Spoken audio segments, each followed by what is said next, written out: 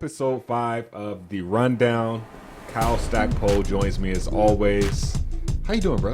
I'm doing well, man. Can't complain. I actually, random thought, I was driving to work today and got a notification that Josh Norman went riding with the Bulls. Did you see I that? saw that, man. He looked scared. Oh my God. He looked scared. Would you do that? I would not do that. That is not in my plethora of things I want to do before I die. I think I would need I need a whole squad, and they would have to encourage me to get there. Because once you're there, they're the motivation. Right. You're there. You're already there. Get away from the Bulls. Exactly. So I just thought that was really cool, and I mean, it just kind of continues Norman's off season of he's doing a lot of great charitable work, but he's also doing a lot of lifetime experiences. Right. So I mean, good for him for taking advantage of the offseason, doing all that. It's exciting, man. Yeah. We got one. Can you believe that we have one more week until training camp?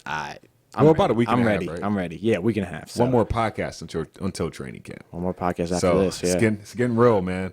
Today we're talking about offensive line, defensive line. We're going to start off with offensive line. Of course, we know, everybody's talking about the injuries this past year, the injuries in 2017. I mean, the stats show it. I mean, there were 9 different offensive linemen that played, I think, more than 200 snaps last year. I mean, there's 10 different starting offensive line, groups. There are 10 different, starting linemen that played in each game last year. So, that's already there. Everybody knows that. Everybody knows, injuries were a big key. But on my way to work this morning, I was reading the articles from Pro Football Focus, PPF or something like that, and they were basically saying the Redskins O-line without Trent, because we really don't know what the situation with Trent is right now. Yeah. But they said without Trent, they ranked him at 14th, the 14th best O-line in the NFL. They said when Trent's healthy and Trent's playing and Trent's on this team, we're top 5 offensive line. Yeah. I mean, the Redskins have proven that. I mean, even the NFC East. The NFC East is proven to be the, top offensive line, out of any division in the NFL. So there's a lot of talk there. I mean, everybody's healthy right now. Everybody's going into camp healthy. So, I mean, even going into last year, going into the season, the O-line were phenomenal. The O-line was phenomenal. Well, that's the thing. You bring up a great point, because people, when they think about the offensive line, they just think about all the injuries and all the different players that are playing, and then they automatically assume that the offensive line is a weakness overall. But then when you look at it as a fully healthy unit with Trent Williams, it's a really good unit. And then they added a couple players this year with Wes Martin in the draft and Ross Pierce-Baker, Eric Flowers in free agency. So when everyone's out there, that could be a really good offensive line pairing with a really good running game. Right. So, and right now they're all healthy, right? I mean, Chase Roux, he's coming back, but they should all be healthy. Right. Going into training camp and going into the season. So, I mean, where do you want to start here? Trent Williams, you already talked about. We have to, right? 7-time Pro Bowler. Yeah. I mean, I feel like the left tackle is the most important position on the offensive line, because you're blind side of the quarterback. That's what the quarterback can't see. And Trent has been, I think, in my opinion, the best arguably the best left tackle in the NFL for the past 7 or 8 years. So I mean, he's the numbers, the stats show he's done everything he needs to do. He's a leader of this offense. So I mean, you have to start off with him, and then you just go down the line from there. Yeah, I think. I mean, Gruden said it. He thinks he's the best left tackle in football, and I think it's imperative to get him back. I'm not sure exactly what's going on, but he's a guy that he's the staple of the offensive line, and then when you have him number 1 going down from there, then it makes your number 2, number 3, number 4 look that much better. Right. So that he did miss 3 games last year, but he fought back through that injury. He came back. He performed well. He missed 3 games and was still a Pro Bowler. So that says a lot. But moving on down, you got to go to Morgan Moses, the right tackle. Yeah. He had some elements last year, but I mean, his toughness was shown. I mean, he didn't miss a single game last season. I mean, he should have had a Pro Bowl season last year. It's arguable, it's debatable, but I mean, Morgan Moses, he's tough. I mean, he gets the job done. One game that stands out to me was against the Cowboys at home last year, how he handled DeMarcus Lawrence, who just got a big contract. I mean, Morgan Moses can pretty much do everything you need him to do. I mean, having those two left tackle and right tackle, having those two tackles stable and set in stone going into the season, you can build around that. Exactly. And then going from that, you have Brandon Sheriff, right? Who's former first-round pick. Right. He's made a couple Pro Bowls, if I'm not mistaken. I mean, Jay Gruden even said he's the best pulling guard in the NFL. Yeah. I mean, so you pair that with Moses and Trent, yeah. and he's a guy entering his 5th year, and he could end up trying to get an extension, trying to stay here, try to solidify that offensive line. So you have those three guys, and then you move to center with Chase Rouillet, who he's the only guy on the offensive line, you said, who started only player. Yeah, he's the only player on that the started team all 16 games last year. Played every single snap. Every snap. Every single snap. The only player on offense. So, I mean, he's durable. Yeah. And he's solid. Exactly. He's solid and he's consistent. Durable. Yeah. So those are 4 out of the 5 offensive linemen right there. And then at left guard, you bring in 2 guys that will likely compete for the spot in Wes Martin and Eric Flowers. Right. So, I mean, on paper, this looks good. It looks good. And it's going to be important. It's going to need to produce especially because the quarterback position, you don't know what's going to happen. Right. And whoever's back there is going to need to be protected. And then you pair with that running game. And exactly.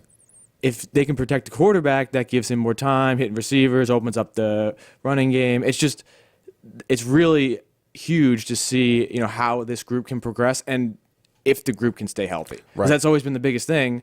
So it's just, injuries happen, but it's just, how often or who. It's just, if they can stay as a core somewhat healthy through an entire year, that's going to be massive for the offense. Making a long story longer, talking about Eric Flowers and Wes Martin in that left guard position, that can be one of the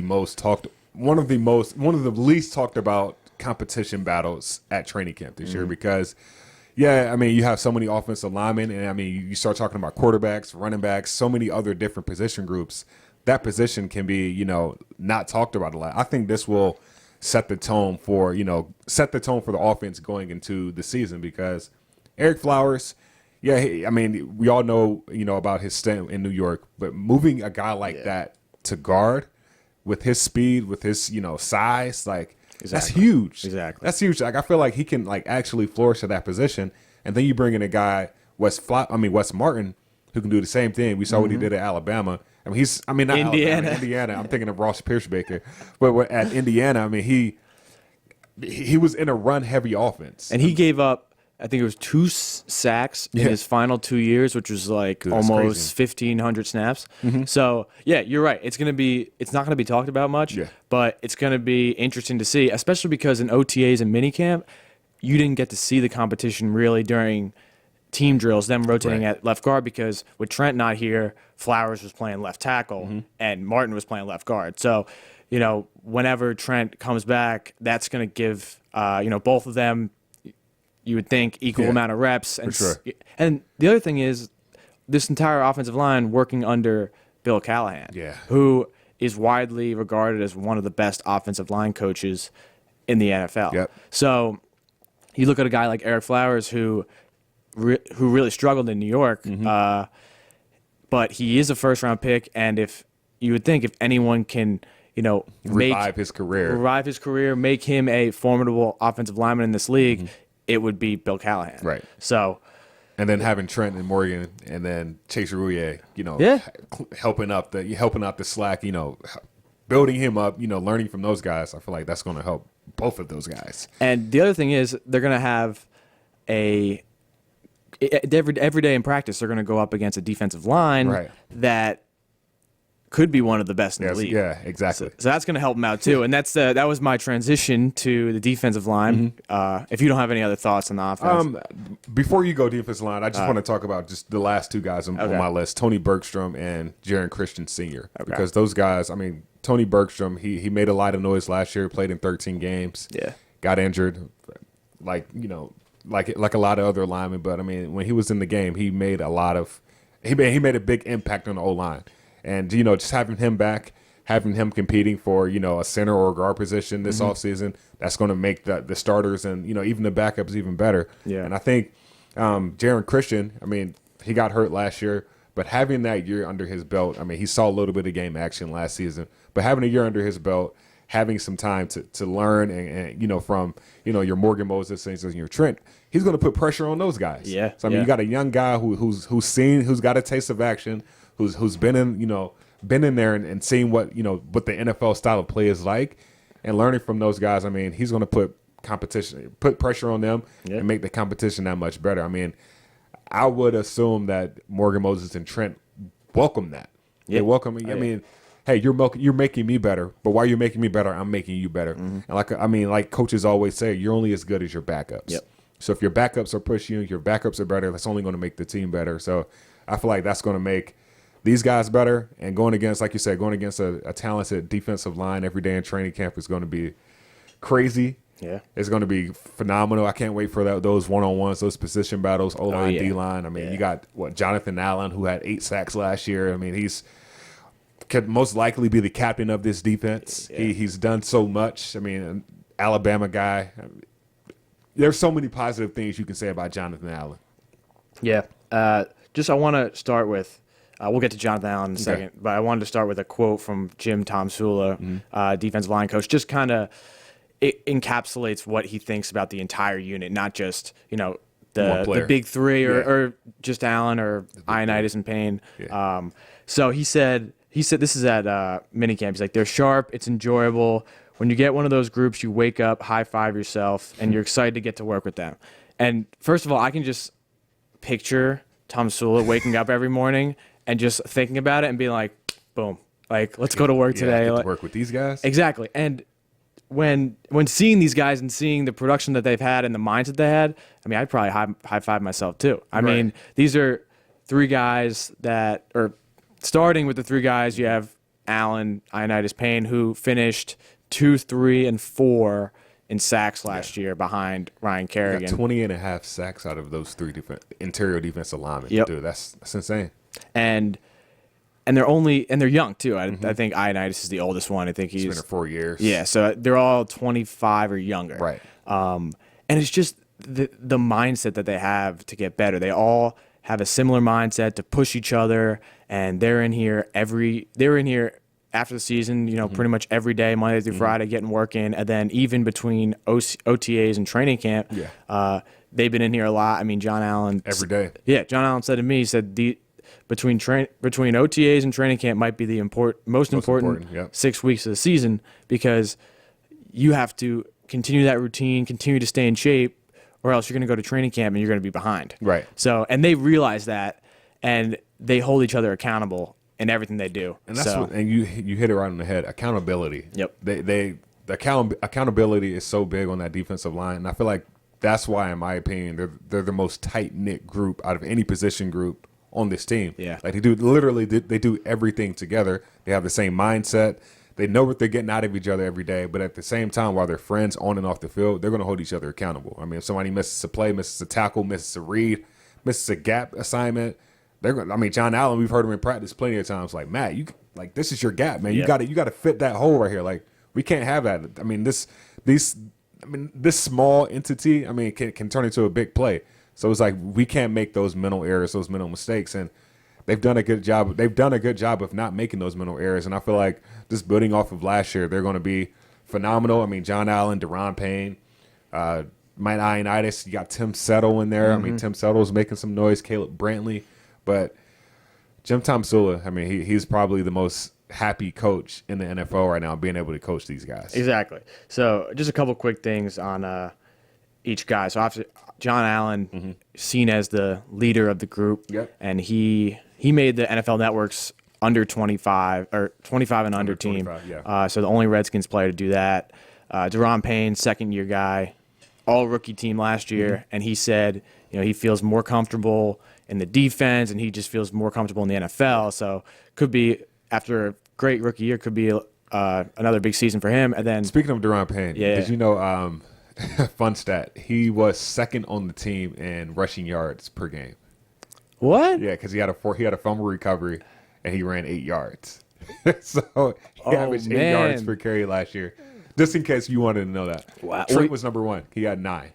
Trent Williams. Trent was number 1? Yeah, he picked up a fumble and ran 9 yards. So Wow. just another fun fact. But finish what you were saying about the line. And I can see like Allen Ioannidis being pissed and Jerron Payne Right. be like, yeah, I can do this. I'm not only a defensive lineman, man. I can be a running back too. Running back coach. Exactly. Let me spin. But yeah, Ioannidis, we talked about. He was a what was he, a 5th round pick? Yeah, somewhere around there. Yeah. He was a late round pick, day 3 pick, and then he just got an extension this offseason for just being a productive guy year after year. And I think the biggest thing with these guys is they just compete in everything they do.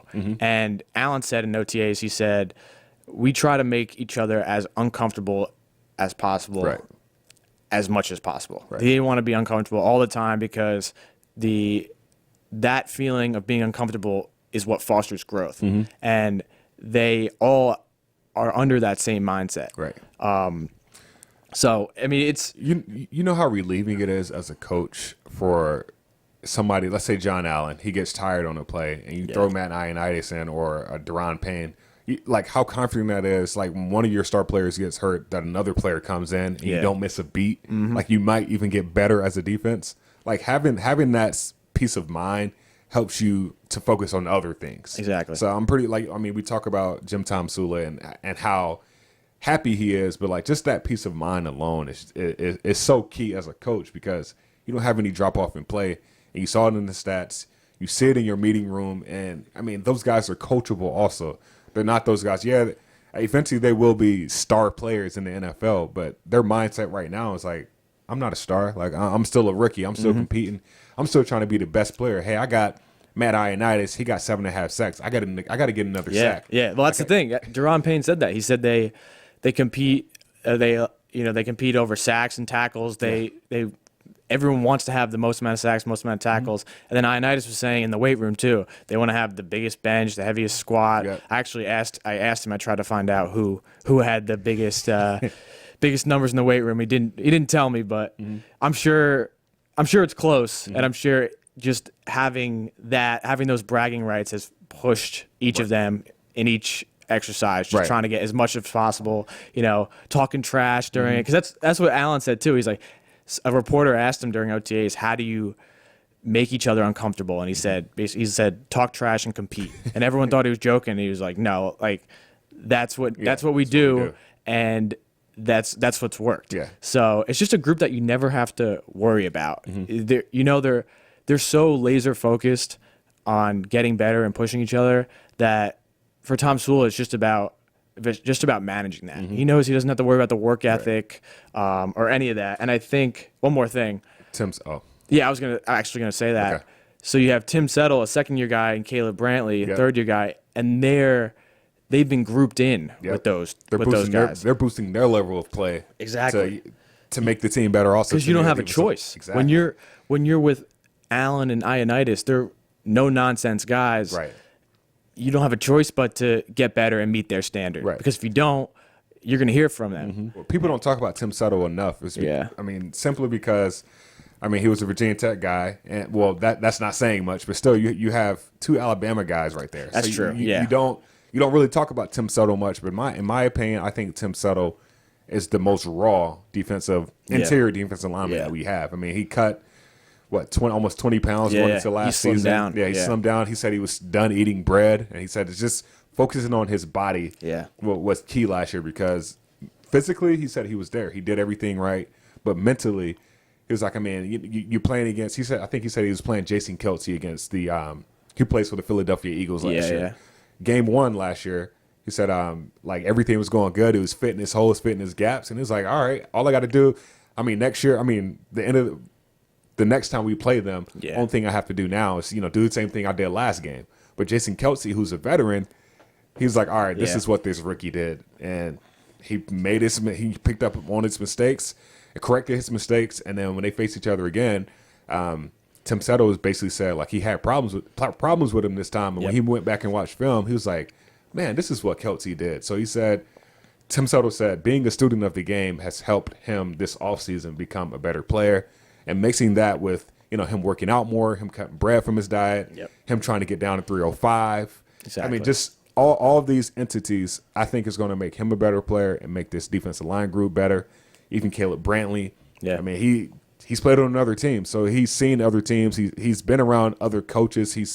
He understands the game of football, and so just having that knowledge that he brings to the table, his skill set. I mean, we saw more hard knocks last year when he's playing for the Cleveland Browns. Yeah. And, I mean, he's a solid competitor. Yep. I mean, he can get in there and make plays also. Yeah, Tom Sewell actually said that he's been really impressed with Brantley since he's been in here.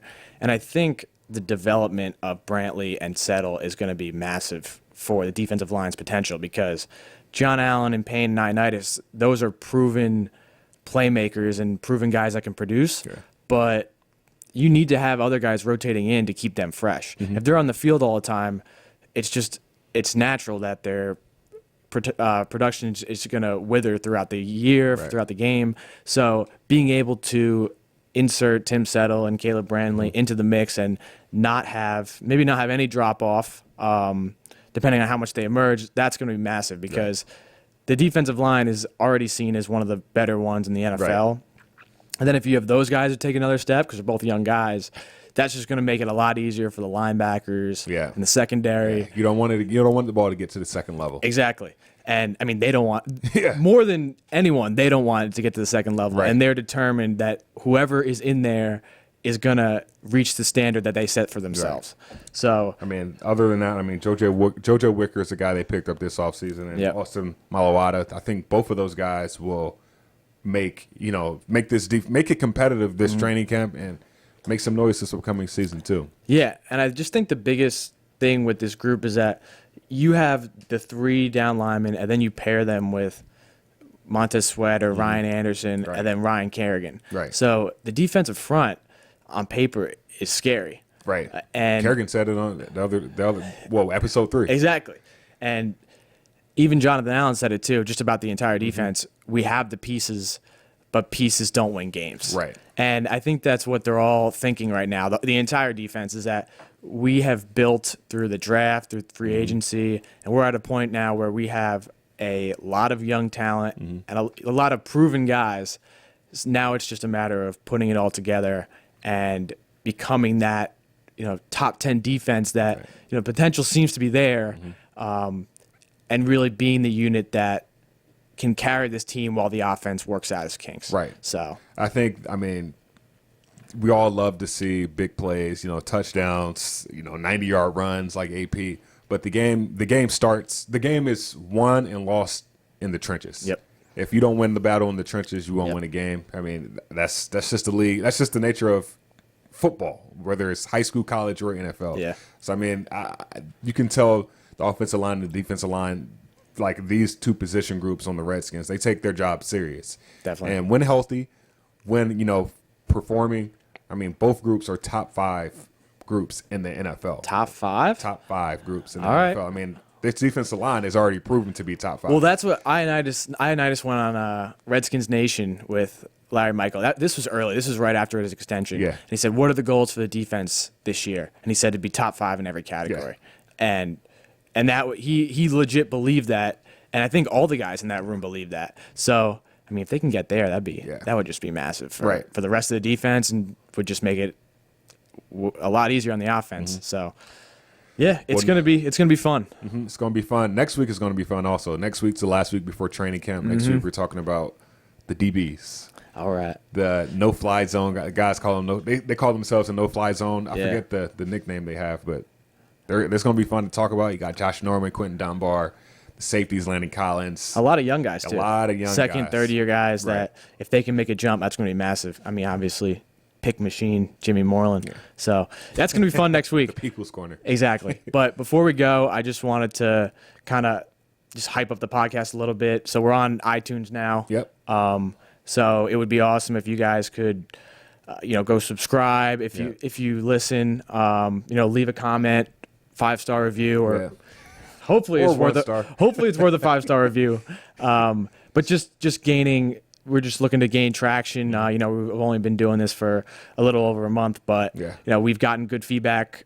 Just seeing stuff like views on YouTube and comments, and we look at them, we appreciate it. Exactly, and we take those into account. So we really want to hear from you and how we can make the rundown a better experience, because at the end of the day, we're trying to inform the audience as much as possible and as accurately as possible. Right. What the Redskins are going to look like this year, and then once training camp starts, what kind of stuff is going on. Right. So anything you have, and give Stevie a shout out also. Oh, you got to give Stevie a shout out. She's the producer of the show, and without her putting all this stuff together, the show wouldn't be possible. So next week, be sure to join us, episode 6. Kyle Stackpole and I will be right here.